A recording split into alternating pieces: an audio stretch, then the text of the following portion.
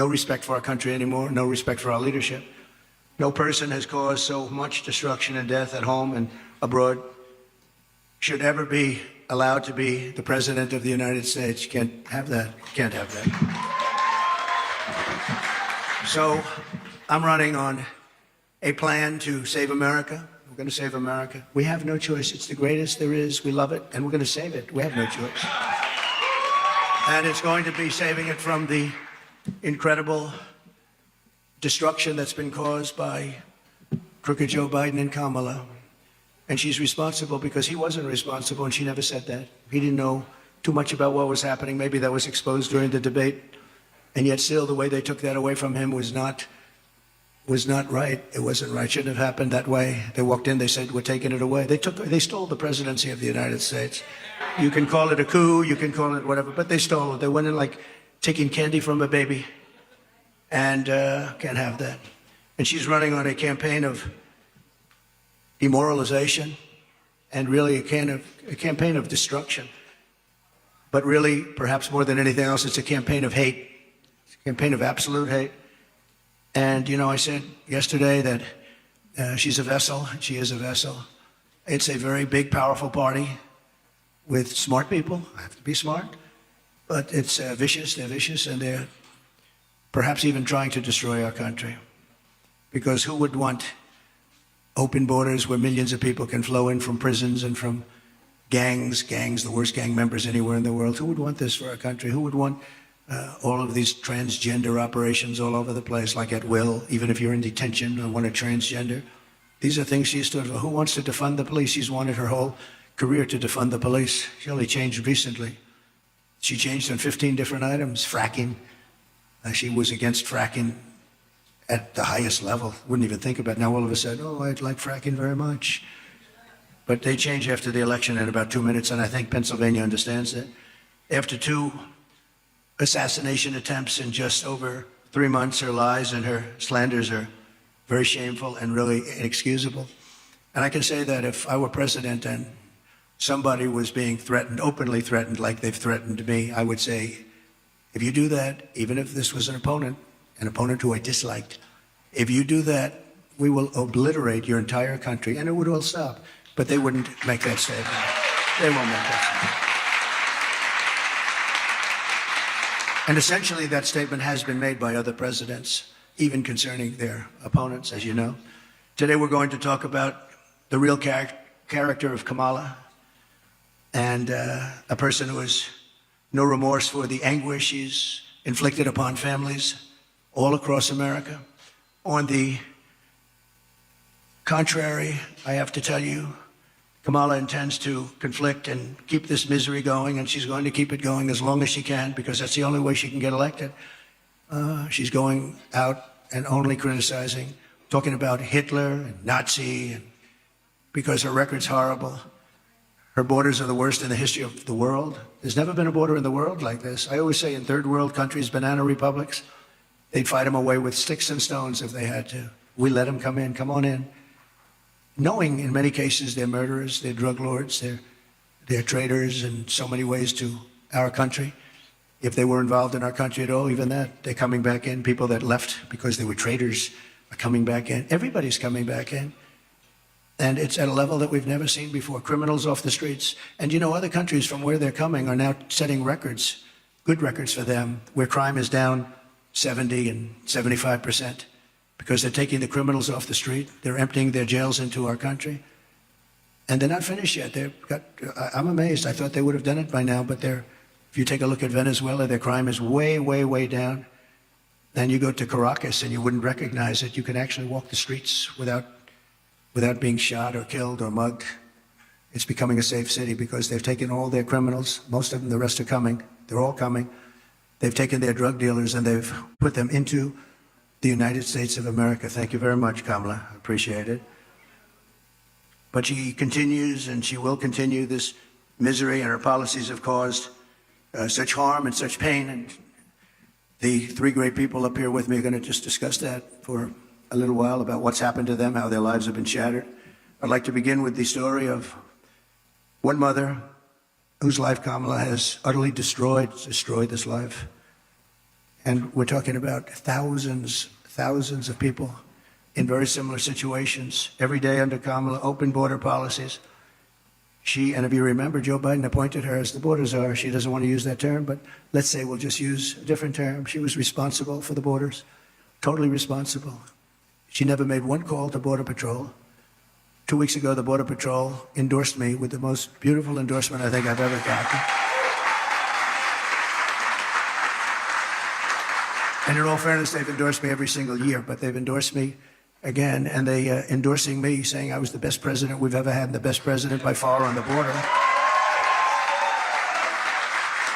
They said that the 3 or 4 that we constantly mention that are near us, all over South America, all over the Middle East, all over Asia, all over Europe, all over Africa. Tremendous numbers of people are coming out of Africa, and they're coming from all over the world. They're dumping them at our border, pushing them across the line, and say, don't ever come back. If you come back, we're going to kill you. And we're stuck with them. But we're not going to be stuck with them for long.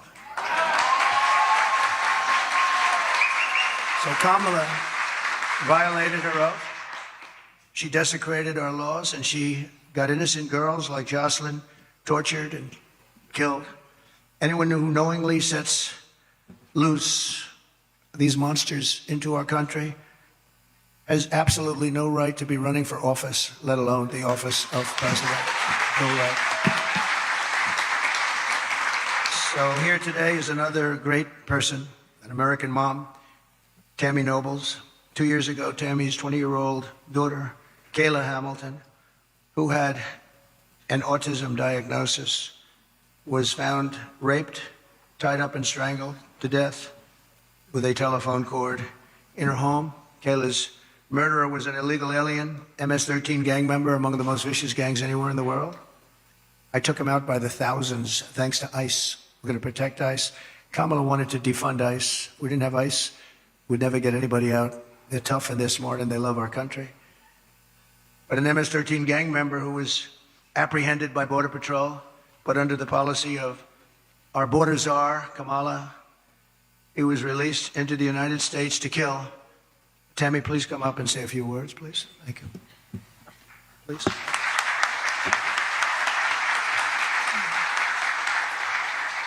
I just wanted to say that Homeland Security did not do their job. Health and Human Services did not do their job. The Biden-Harris administration did not do their job. If they would have done their job, made that one phone call to El Salvador, my daughter would still be alive today. Kayla was a very beautiful young lady inside and out. She was independent, learning to become independent. She had 2 jobs. She overcame obstacles dealing, with autism and was able to find a job that she loved. She loved animals, especially her cat Oreo, and she cared about the homeless. She loved God and she loved going to church. And her life was just ripped from her 3 days after she celebrated her 20th birthday. Thank you for having me here today.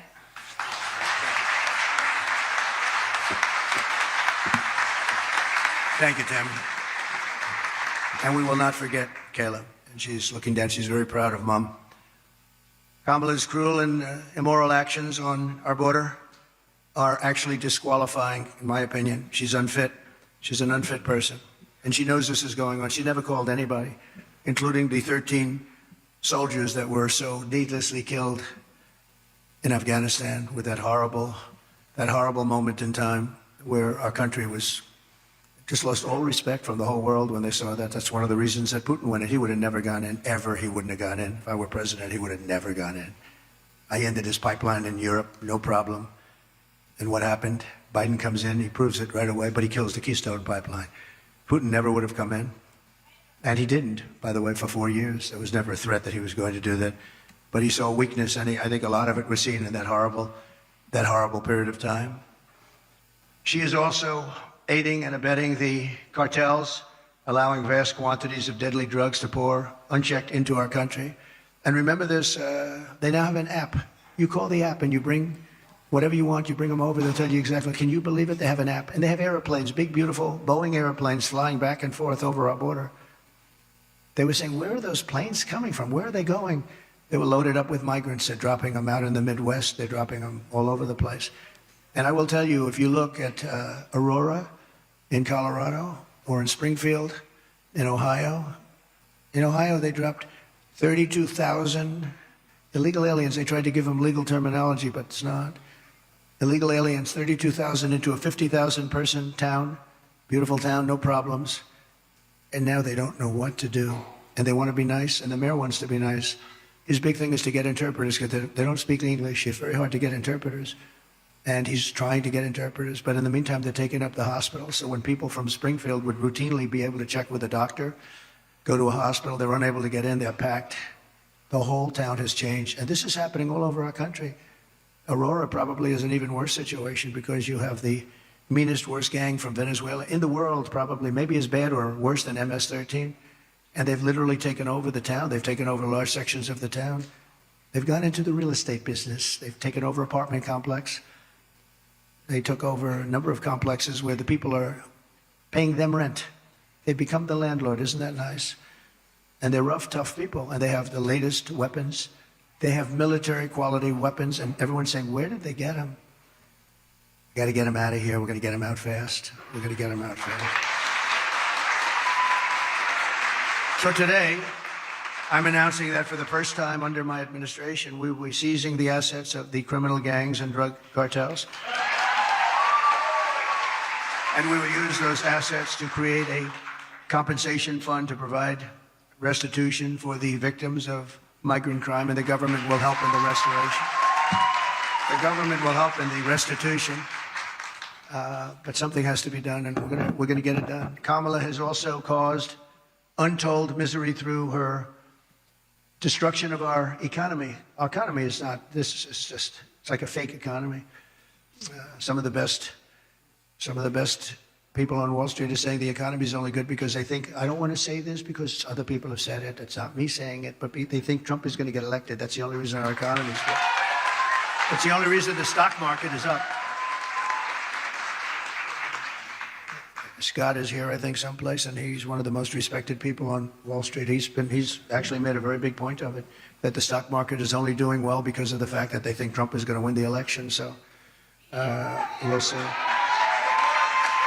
But Kamala cast the deciding votes that caused the worst inflation in our lifetime, maybe the worst inflation we've ever had, because I don't think I know for a fact they're not adding all of the numbers. If they did, I think it's the worst inflation probably in the lifetime of the country. And it's costing typical American families over $30,000. Nearly half of Americans now say they're broke. Think of that. Half of Americans are saying they're broke. They have no money. 2/3 say they're living from paycheck to paycheck, and that's a record. We've never had that. To that extent, we've never, ever had that. Millions of Americans are lying awake at night worried about how they'll pay their bills because Kamala wrecked their family finances, and she's done that. She's done nothing good. They have done nothing good. And I speak of Kamala, but it's partially Joe, but Joe's out of it. Joe's sort of out of it. She's been out of it for a long time. Now she wants to raise taxes for the typical family by $3,000 a year. She's got no empathy for the hardworking Americans whose dreams she's killed, and said recently that there is not one thing that she would do differently from Biden. That's only because she choked. I'm sure she could have come up with a couple of things if she really thought about it, because there's been so much destruction caused by the Biden administration. One of the things that people don't talk about, and the news never talks about, they don't talk about, as an example, Afghanistan, but this is something that's incredible, because when you think of the numbers, 325,000 children are missing, dead, sex slaves, or slaves. 325,000 children who came in through the open border are now missing. Many of them are dead, and nobody talks about it. I said, this must be a mistake. This can't be possible. When I read it first and went down, they were right on top of me within seconds. I tell you what, those bullets were flying right over my head. I heard them. And these guys were right. I don't know how they didn't get hit, actually, but they were right there. You take a look at the video. One thing we would say, the video is there for people to see, but they were never given the kind of help that they requested, because our rallies were massively large and they needed more people, and they were always fighting for more people, and it was never given to them. Now they're being given, I hope, what they need, but that was a constant fight. They'd come to me and they'd say, you guys don't want to give us the people. And yet Biden was covered, and they'd have like 2 people show up. But Kamala is grossly incompetent, a total train wreck who has destroyed everything in her path. She's destroyed everything. She left 21 million aliens pour across our country, and then she, maybe in a short while, has to go home, and she'll get herself a job someplace, who knows. But think about it. And she could look at the carnage, and she could look at all the people that have been killed. And you haven't seen anything yet, because they've just started. They're just getting comfortable in our country. These are very tough people. These criminals make our criminals look like nice people. And she let the more than 13,000 convicted illegal aliens, nobody would have let these people into our country. And remember, they came out of the worst prisons in the world, the meanest, nastiest prisons in the world. And when she says that she wouldn't do anything different, does that mean that she would have let 325,000 migrant children probably die, most of them, many of them? But at a minimum, they're slaves or they're sex slaves. And they're all over the country. Does that mean that she wouldn't have changed that? Does that mean that she wouldn't have changed so many of the other things that led to so much death and destruction and even financial destruction of our country itself? We could end up in a depression because of what she's left with us. They are the worst combination president, vice president in the history of our country. And I often say Jimmy Carter's a happy man because his administration, by comparison, was totally brilliant. It was brilliant. After Kamala endorsed defunding the police, she bailed out rioters, looters, and murderers, took them right out of jail during the violent crimes in the United States. Remember, that was in Minnesota. Minneapolis was burning down. It was burning to the ground. I watched the CNN announcer say, "This is a friendly group of people." And over his shoulder, the entire skyline was burning. I've never seen it, but that's the fake news. But violent crime in the United States is up 37%. All of these different crimes are up anywhere from 37 to 105% over a very short period of time. And it's almost like nobody even cares about it. Very simply, Kamala Harris is not fit to be your president. We can't have it happen. We can't have it happen. We're going to make this country strong again. We're going to make it great again. We're going to be respected again.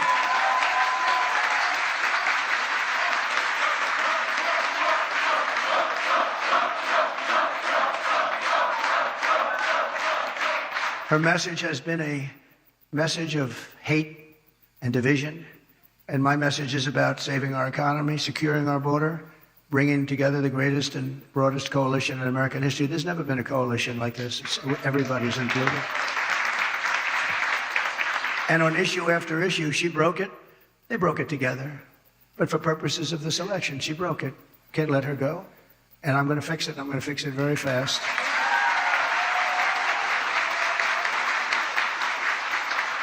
And on the illegal, thank you very much. Thank you very much.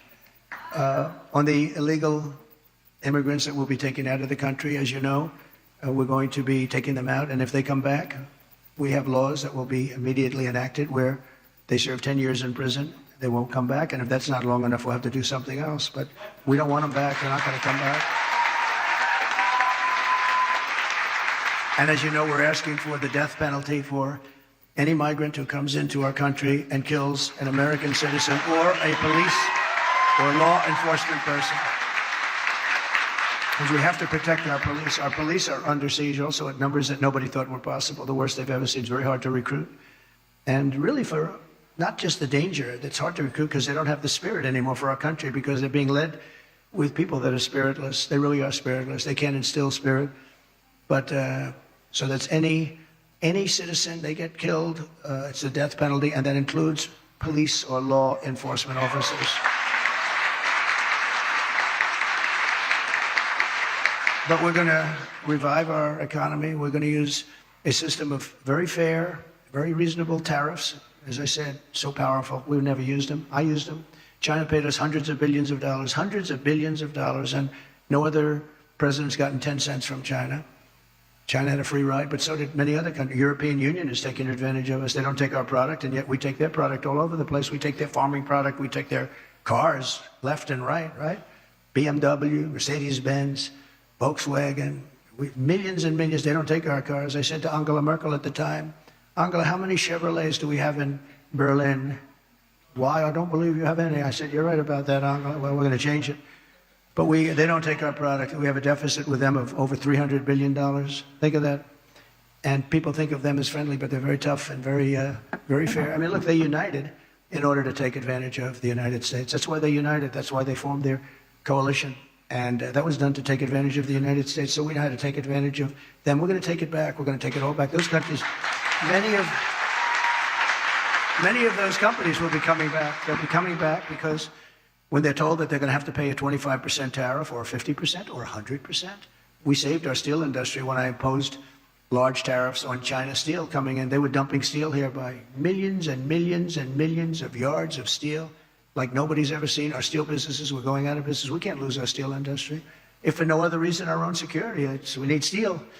If we go to war, we're not going to go to war. We're not going to have World War III. But if we ever go to war, you better hope that we have a steel industry, or those beautiful tanks and everything else that we need to make won't be made. The planes, the tanks, the whole thing. And I saved it by imposing tariffs. They were dumping it. I think they were dumping it in order to destroy every steel plant would have been closed if I didn't do what I did. And we happen to be taking in, billions of dollars. In fact, it's so good that Biden, he's been trying his best to end it, but he's unable to do it. Too much money. It's been too much money. They're paying a fortune. But I would have had it a lot different. And we'll get along with China. We'll get along with Russia. We'll get along with everybody. We had the fake Russia hoax, which took 2 years. And then they came out with a report that we did absolutely nothing wrong. That was a stacked deck, too. The people doing it, they couldn't say there was nothing. We had nothing. They checked millions of phone calls, not one call made to Russia, not one call. It was a terrible thing they did to the country and actually put us in a lot of danger, to be honest with you. If I didn't have somewhat of a relationship with Russia and Putin and all, we had to have it. And by the way, getting along with President Xi and Putin and Kim Jong-un of North Korea. If you remember when I met with Obama, his wife was very nasty to me the other day. Oh, that was not nice. She was very nasty. She said nasty things. I was always very respectful of her, but she got up there, which shows you how nervous they are about what's happening. But she was nasty 2 days ago. She got up and said some bad things she shouldn't have said. They were wrong, too. But we're going to turn our country around, and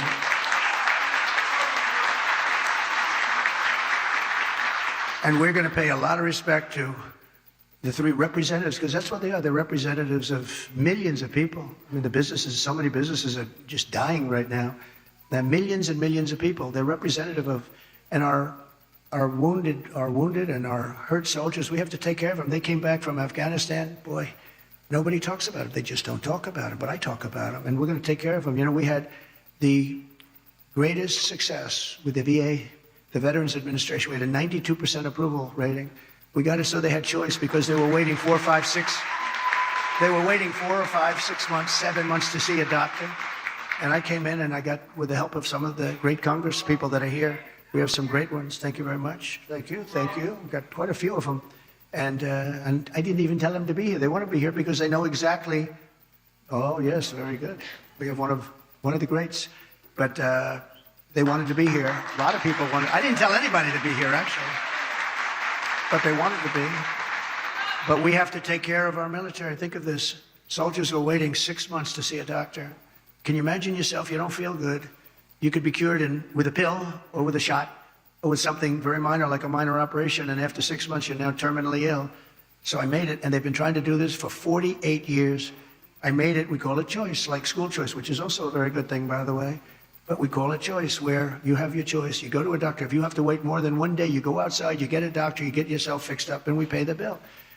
And it's been unbelievable. I heard just the other day for the first time that Kamala and Biden are trying to destroy that. They're trying to make it so that you have to wait for 6 months again, back to where it was. We had a 92% approval rating. And now, if they go back to that, you were going to have, I did another thing you weren't able to get because of civil service. You weren't able to fire people. If somebody was a degenerate, if somebody was terrible, if they treated our heroes badly, we want them fired. We want them fired immediately. But we were unable to get them fired because they were protected by unions and by civil service. And I had it passed in Congress, which people have also been trying to get. And we were able to fire 9,000 people out of the VA and replace them with people that love our heroes as opposed to sadists. We had sadists.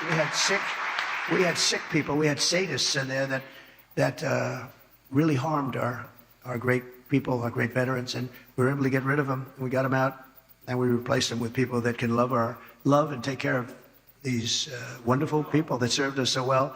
So we did good. We had a 92% approval rating. They've been in the 40s and the 30s, and now it's heading back in that direction, I'm afraid. I hear they want to dismantle everything. And it's almost like you'd say, why? Why would they do that? Why would they do that? And yet they'll spend, you can't say money because they give away hundreds of billions of dollars to anybody that needs it, but they won't take care of our veterans. They won't take care of our people. They won't take care of our soldiers. They won't take care of our elderly. They won't take care of anybody, but they give every time certain people come to town. They walk away with $100 billion for countries that many people have never even heard of. So I just want to tell you, this is a campaign that's been long and hard. I've been on the road or campaigning for 58 straight days. I haven't taken a day off. I'm proud of that.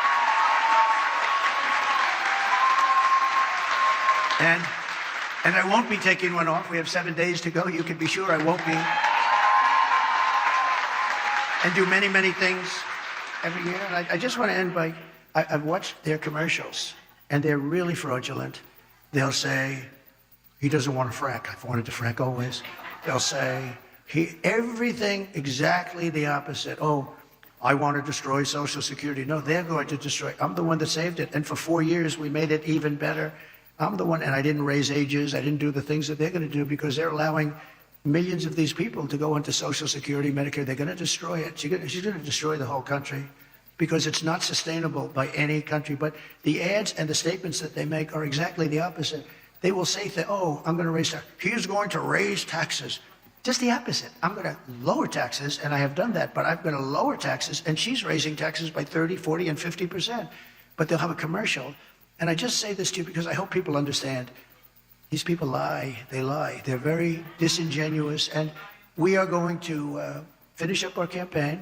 And it's interesting because I haven't taken any time off for a long time. I tell you who can tell you about that, all the people that follow us, including the people in the campaign, but including Secret Service, who has been working very, very hard. I will tell you, they're really been working very hard. And yet a couple of days ago, she took off, and then she took off again and again and again. I said, how many times? You're running for president of the United States. You had, at that time, about 20 days left. How the hell do you take off, right? You got to work. You got to work. So she says her teleprompter broke. Yeah, well, she better hope it doesn't. They break. And if you don't know how to do it without a teleprompter, you got a problem. And she doesn't know how to do it without a teleprompter.